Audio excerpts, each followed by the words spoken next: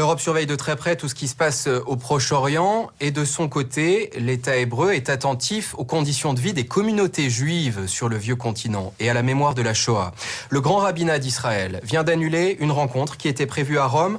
Coup de colère contre le pape Benoît XVI, cela après la réintégration dans l'Église d'un évêque traditionnaliste qui avait tenu des propos négationnistes. Et Israël est également sensible à tout retour de l'antisémitisme en Europe. La récente guerre à Gaza a de nouveau crispé les relations entre les communautés. Illustration à Anvers, en Belgique. C'est l'heure du cours de français pour les élèves de première du lycée juif d'Anvers. Thème de la discussion de groupe aujourd'hui, le conflit israélo-palestinien. Une guerre qui semble très lointaine et pourtant ces jeunes en ressentent les effets dans leur quotidien. Moi personnellement, je me sens pas vraiment menacée à Anvers en tant que juive. Depuis que le conflit a commencé, bien sûr, on sent qu'il y a plus de tensions. Si nous, une simple petite école belge juive, on peut pas sortir à midi, on voit bien que le conflit se fait apporter ici, quoi. Je me sens pas du tout menacé, mais quand je vois qu'il y a des manifestations, il y a des gens quand même qui ont des panneaux avec les juifs dehors et mort aux juifs, ça fait quand même un peu choquant. La ville d'Anvers est souvent surnommée la Jérusalem du Nord. 25 000 juifs vivent ici, dans le quartier mondialement célèbre des Diamantaires. Mais depuis la fin décembre et le début du conflit à Gaza, certains orthodoxes, comme Daniel Weinberger, font l'objet de propos hostiles et d'agressions. Mes 5 enfants étaient là, et après Shabbat, ils se sont aperçus qu'il y avait de l'essence dans tout le hall. Les Marocains avaient versé de l'essence dans la maison et dans notre boîte aux lettres. La porte a pris feu, ça empestait dans toute la maison. Tout en nous montrant son travail, l'artiste nous apprend que 2 jours plus tard, son fils a été roué de coups en pleine rue. C'est son rabbin qui l'a convaincu de rendre l'affaire publique. Il ne se sent pas mieux protégé pour autant.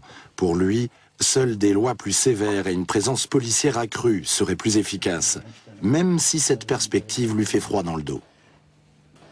Ça me fait peur, parce qu'en tant qu'artiste, je veux être libre. Je ne veux pas vivre dans un état policier. Je veux pouvoir franchir mes propres limites. Joël Rubinfeld, le président du comité de coordination des organisations juives de Belgique, est inquiet. Le 11 janvier dernier, cette manifestation contre la guerre a mobilisé des centaines de milliers de personnes à Bruxelles. Cette image, pour moi, est probablement c'est l'image qui m'a le plus heurté. Vous voyez un crâne, donc la mort, puis vous voyez les cornes du diable, vous voyez les yeux injectés de sang, les dents de vampire avec une bouche en sang, tout ça dans une étoile de David. Vous avez 5 ou 6 clichés antisémites, des plus virulents, qui se retrouvent dans une seule image. Au milieu... Ces slogans antisémites avaient déjà été entendus dans la bouche de certains extrémistes musulmans. Mais ce qui inquiète Joël Rubinfeld, c'est qu'à ses yeux, les leaders politiques belges peinent à s'en démarquer pendant la manifestation. Il n'y a aucun représentant de parti politique qui avait un drapeau du Hamas en main ou qui avait une pancarte où on voyait une croix gammée à côté d'une étoile juive, à côté d'une étoile de David. Mais en tout cas, le fait pour eux de rester là, c'est ce qu'on appelle la complicité. Les organes officiels. Pour lui, le silence des politiques est purement tactique. Cette attitude serait motivée par l'imminence des élections en Belgique. Véronique de Keyser est membre du Parti socialiste belge et eurodéputée. Pour elle, les accusations de Joël Rubinfeld sont de la pure calomnie. Elle-même se trouvait à Gaza durant la manifestation, mais elle a participé à son organisation. Vous savez, dans les manifestations, vous savez ça, dans des très grandes manifestations, vous avez parfois des bandes qui circulent, etc., et c'est très difficile. Mais dire qu'au nom de ça, on ne pourrait ne plus manifester, ça, c'est quelque chose que je n'accepte pas. L'eurodéputée tente au contraire d'établir un dialogue avec les organisations islamistes, car pour elle, il y a danger à confondre critique de la politique d'Israël et antisémitisme haineux. Son message, critiquer oui, mais sans déraper. Réclamer le droit, réclamer la paix, mais ne cassez pas comme ça tout, Et n'allez surtout pas attaquer les Juifs qui sont complètement innocents de ce qui se passe. Donc, il nous faut aller parler à ces communautés. Manuel Abramovitch, lui aussi, cherche le dialogue. Clairement opposé à la guerre, il fait partie de l'association juive non sioniste pour la paix. Son but n'est pas de minimiser les choses, mais de jouer les conciliateurs.